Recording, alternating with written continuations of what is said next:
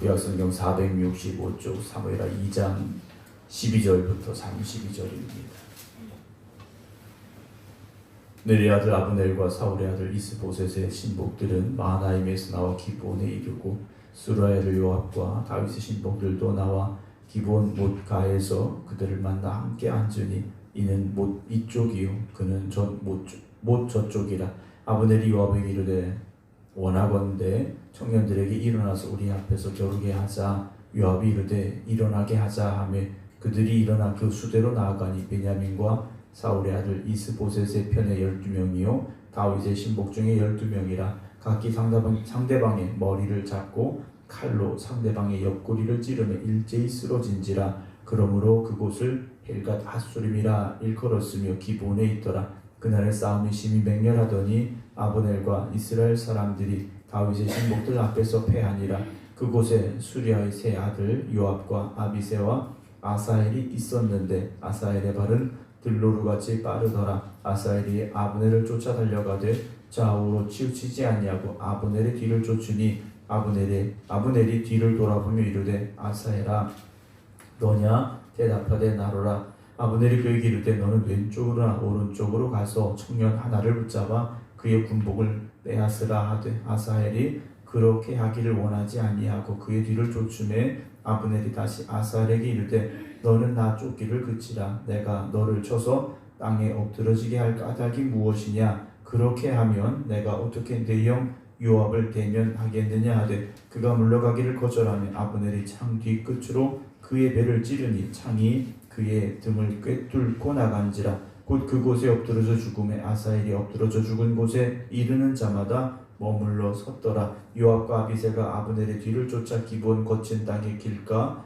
기아 맞은 쪽 암마 산에 이를 때 해가 졌고 베냐민 족속은 함께 모여 아브넬을 따라 한 무리를 이루고 작은 산 꼭대기에 섰더라. 아브넬이 요압에게 외쳐 이르되 칼이 영원한 사람을 상하겠느냐? 마침내 영원히 사람을 상하겠느냐? 마침내 참혹한 일이 생긴 줄을 알지 못하였냐? 네가 언제 무리에게 그의 형제 쫓기를 그치라 명령하겠느냐? 요압이 이르되 하나님이 살아계심을 두고 맹세하노니 네가 말하지 아니하였다면 무리가 아침에 각각 다 돌아갔을 것이요 그의 형제를 쫓지 아니하였으리라 하고 요압이 나팔을 불매 온 무리가 머물러 서고 다시는 이스라엘 쫓아가지 아니하고 다시는 싸우지도 아니하니라. 아브넬과 그의 부하들이 밤새도록 걸어서 아라바를 지나 요단을 건너 비드론 온 땅을 지나 마하나임에 이르니라. 요압이 아브넬 쫓기를 그치고 돌아와 무리를 다 모으니 다윗의 신복 중에 19명과 아사엘이 없어졌으나 다윗의 신복들이 베냐민과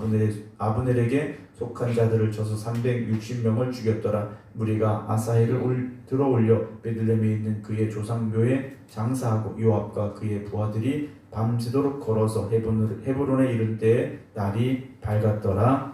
아멘. 할렐루야. 항상 깨어 기도드리는 우리 모든 성도님들에게 하나님의 큰 은혜가 하시기를 주님의 이름으로 축원합니다. 오늘도 온라인으로 함께 예배드리고 계신 한상미 집사님, 박성준 집사님, 김효옥 권사님, 박용료 권사님, 김미호 권사님, 조태경 권사님, 안친환 권사님, 박경원 집사님, 임승자 집사님, 안명기 권사님, 이은실 권사님, 정옥풍 권사님, 정정희 집사님, 김주문 장로님, 박정순 권사님, 김근욱 권사님, 김성자 권사님 주님의 이름으로 축원합니다. 오늘 온라인이 제일 많이 들어와 계신 것 같아요. 오늘 현장에서 함께 예배드리고 계신 이 성전에 계신 성도님들에게 하늘의 문이 열려지는 주님의 귀한 은혜가 있기를 주님의 이름으로 축원합니다. 오늘 본문의 말씀은 전쟁입니다. 전쟁인데 다른 나라와의 전쟁이 아니라 같은 이스라엘 민족끼리의 전쟁이 벌어지고 있는 상황을 우리에게 보여주고 있습니다. 우리가 살다 보면 뭐 전쟁은 아니지만 어떤 사사로운 일들로 인해서 다툼이 생길 때가 있습니다. 갈등이 있고 또 분쟁이 일어나는 것이 우리의 삶의 모습이긴 합니다만 대부분의 이유는 뭐냐면 자존심이죠. 자존심입니다. 뭐 부부간에 싸움을 한다. 어떤 이유가 있겠죠. 어떤 이유가 있어서 다툼이 되고 싸움이 되겠습니다만 결국 거기에도 자존심이 문제라는 겁니다. 교회 안에서도 마찬가지일 겁니다. 교회 안에서도 이런저런 뭐 사람들이 있기 때문에 사람들이 모이는 곳이기 때문에 의견이 다 맞을 수는 없죠. 그런데 이것이 왜 커지느냐 결국은 자존심의 문제가 생긴다라는 거죠. 대화로 잘 풀어가면 해결될 수 있는데 이게 감정이 상하고 또 자존심에 상처를 입다 보니까 이게 해결되지 않는 문제로 커지게 되는 상황들을 볼 수도 있다 하는 것이죠. 오늘 이제 12절은 넬의 아들 아브넬과 사울의 아들 이스보셋의 신복들이 마하나임에서 나와서 기브온에 진을 칩니다. 그리고 다윗 편에서 수레의 아들 요압과 다윗의 신복들도 나와서 이제 상대편이 있는 곳 맞은편에 앉아서 이제 진을 쳤는데 14절에 보게 되면 아브넬이 요압에게 말합니다. 뭐라고 말하냐면 청년들이 일어나서 우리 앞에서 한번 싸워보게 하자라는 겁니다. 그러니까 대표를 뽑아서 그 대표들끼리 한번 싸우자라는 말이죠. 원래 전쟁은 장수들끼리 맞서서 이긴 쪽이 이기는 것으로 끝나는 경우도 있는데 오늘 전쟁은 장군들이 나오는 것이 아니라 우리가 청년들을 좀 뽑아서 그들이 한번 싸워보게 하자. 그래서 싸워서 이긴 쪽이 이기자. 아마 이런 대화가 오고 간 것 같습니다. 그래서 몇 명이 나오게 되느냐? 양쪽에서 12명씩 24명의 청년들이 서로 싸우게 되는데요. 16절 보게 되면 각기 상대방의 머리를 잡고 칼로 상대방의 옆구리를 찌르매 일제히 쓰러졌다라고 되어 있습니다. 24명의 청년이 한순간에 죽고 말았다라는 것이죠. 그런데 오늘 이들이 14절을 다시 보면 우리 앞에서 겨루게 하자라는 말이 나옵니다. 여기서 겨루게 하자라는 이 말은 우리가 생각하는 어떤 싸움, 전쟁 이런 의미보다는 원래의 뜻 속에 담겨져 있는 말은 장난하다 또는 즐기다라는 뜻이 있습니다. 24명의 청년의 목숨을 건 장난이었다라는 것이죠. 물론 장난이라는 표현이 조금 심하게 우리에게 다가올 수도 있습니다만 목숨을 걸고 장난해서는 안 된다라는 거죠. 목숨을 걸어서는 안 된다라는 겁니다. 서로가 자존심을 걸고 12명씩 내보냈지만 결국 24명의 청년의 목숨이 순식간에 사라지게 되는 비참한 상황이 벌어지죠. 그래서 그곳의 이름을 헬갓 핫수림이라 이렇게 부르게 됩니다. 예리한 칼날의 들판이라는 이름으로 바뀌게 됐죠. 전쟁에 나온 군인들이니까 얼마나 칼을 날카롭게 갈았겠습니까? 그 칼로 서로의 옆구리를 찔렀고 그리고 24명이 순식간에 죽고 말았다라는 것이죠. 처음에 말씀을 드린 대로 같은 민족입니다. 지파는 다르지만 또 생각은 다를 수 있지만 같은 민족이라는 거죠.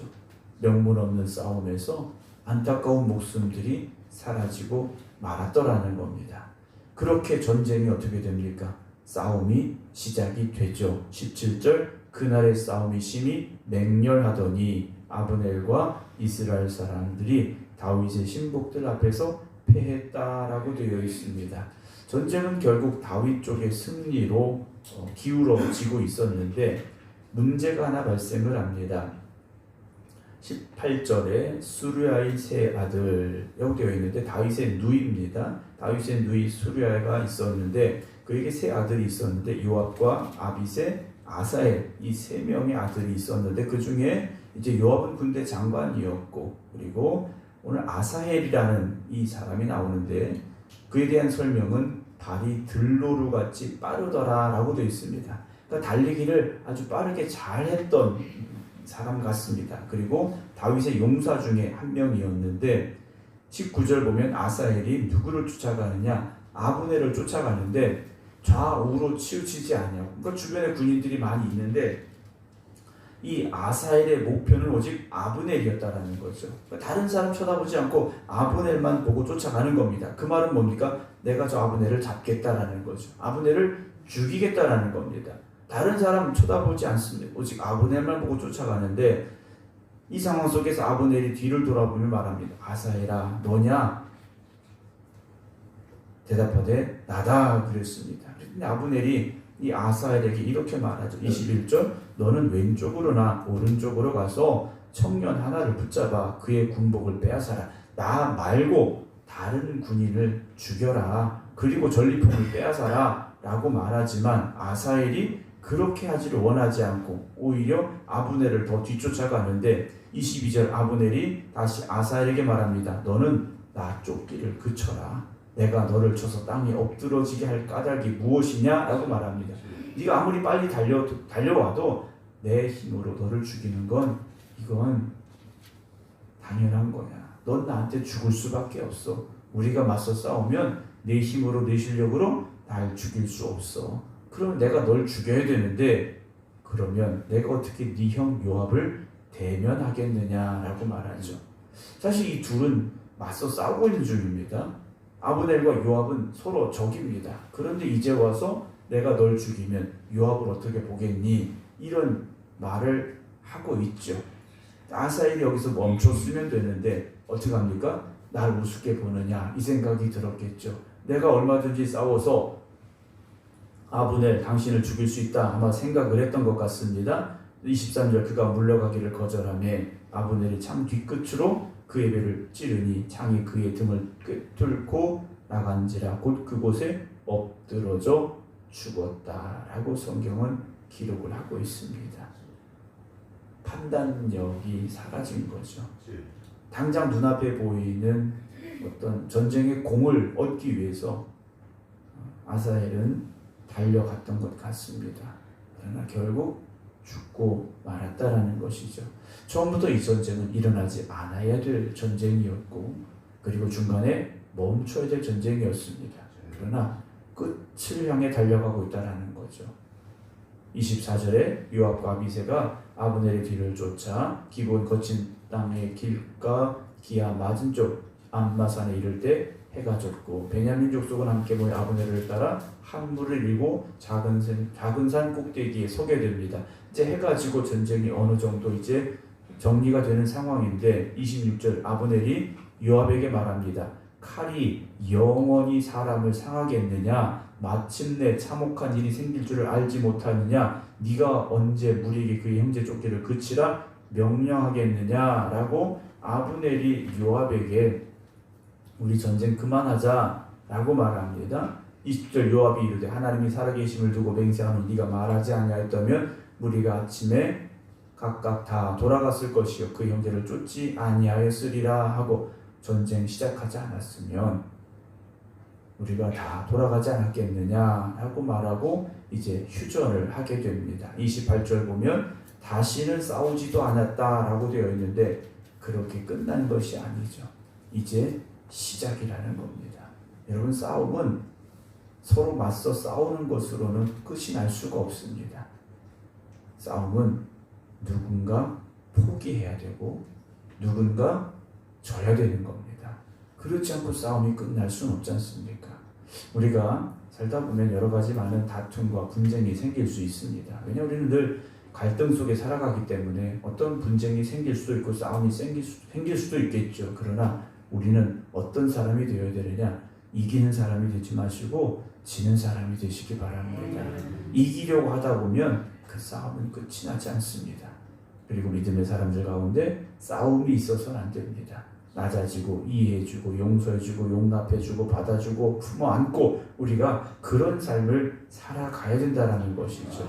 30절 보게 되면 요압이 아브넬 쫓기를 그치고 돌아와 무리를 다 모으니 다윗의 신복 중에 19명과 아사엘이 없어졌다 그랬습니다. 다윗 편에서는 20명이 죽었고요. 그리고 아브넬 쪽에서 몇 명이 죽었느냐? 360명이 죽었다라고 되어 있습니다. 숫자로 보면 다윗이 큰 승리를 거두었죠. 그러나 다윗 편에서도 이긴 게 아니지 않습니까?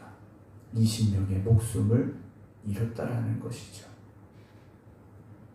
숫자적으로 따져서 이겼느냐 졌느냐 이건 아무 소용이 없습니다. 아무 소용이 없죠. 그들로 인한 상처가 있고 아픔이 또 새롭게 생겨나게 됐다라는 것이죠. 우리가 살아가면서 자존심을 세우려고 자존심을 지키려고 싸우는 싸움이 아니라 주님 말씀하신 대로 내가 더 낮아지고 내가 더 섬기고 내가 더 이해해 줄 수 있는 그런 마음을 가질 수 있다면 우리의 삶은 전쟁터가 아니라 낙원이 되게 될 줄로 믿습니다. 비록 이 세상은 전쟁터입니다. 그러나 그 전쟁터 가운데서도 하나님의 은혜와 또 하나님의 뜻 가운데 살아가는 우리라면 전쟁이 아니라 평화를 이루어가야 되고 싸움이 아니라 하나됨을 만들어가는 하나님의 백성들이 되어져야 할 줄로 믿습니다. 다툼이 있는 곳에, 분쟁이 있는 곳에, 싸움이 있는 곳에 여러분들이 들어가서 그곳에서 평화를 이루어가고 하나됨을 이루어가고 하나님의 은혜를 증거하고 하나님의 사랑이 넘쳐날 수 있다면 그곳이 바로 하나님의 나라가 이루어지는 곳이 될 수 있을 것입니다. 오늘 우리를 하나님께서 우리를 택하시고 부르신 이유가 무엇이겠습니까? 잘 싸워봐라가 아닙니다. 물론 영적인 전쟁터에서는 여러분 포기하지 마시고 뒤로 물러서지 마시고 싸우셔야 됩니다. 그러나 사람과의 관계에서는 여러분 한 걸음 물러서시기 바랍니다. 여러분들로 인하여서 분쟁이 일어나거나 다툼이 일어나는 것이 아니라 오히려 아픔이 치유되고 상처가 치유되고 다툼이 해결되는 그런 역사가 여러분들을 통하여 일어나게 되기를 주님의 이름으로 축원합니다. 기도하겠습니다. 하나님의 뜻을 구하고 하나님의 사랑을 이루어가는 우리가 되기를 원합니다. 그러나 우리도 연약한 인간이기에 내 자존심을 내세울 때가 있습니다. 내 뜻을 굽히지 못할 때가 있습니다. 우리가 깨닫게 하여 주시어서 우리가 더 낮아지게 하시고 우리가 섬김의 자리에 서게 하여 주시어서 다툼과 분쟁이 있는 곳에 우리가 갔을 때 다툼이 해결이 되어지고 분쟁이 해결이 되어지고 상처가 치유되는 역사가 일어나게 하여 주시옵소서. 그래서 하나님의 사랑으로 모든 것이 회복되어지게 하여 주시옵소서. 그곳에 오직 하나님의 사랑만 나타날 수 있는 우리의 모습 또한 우리의 삶이 되게 하여 주시옵소서. 오늘도 세상은 다툼과 분쟁과 싸움 가운데 있습니다. 주님, 온 세계가 평화를 이루어가게 하시고 다툼과 분쟁이 해결되는 역사가 일어나게 하여 주시옵소서. 오늘을 살아가는 하나님의 백성들이 머무는 곳마다 사랑의 열매가 맺어지게 하시고 평화의 열매가 맺어지게 하여 주시옵소서. 이제는 우리 주 예수 그리스도의 은혜와 아버지 하나님의 극진하신 사랑하심과 성령님의 감동 감화 역사하심이 오늘도 하나님의 사랑을 가지고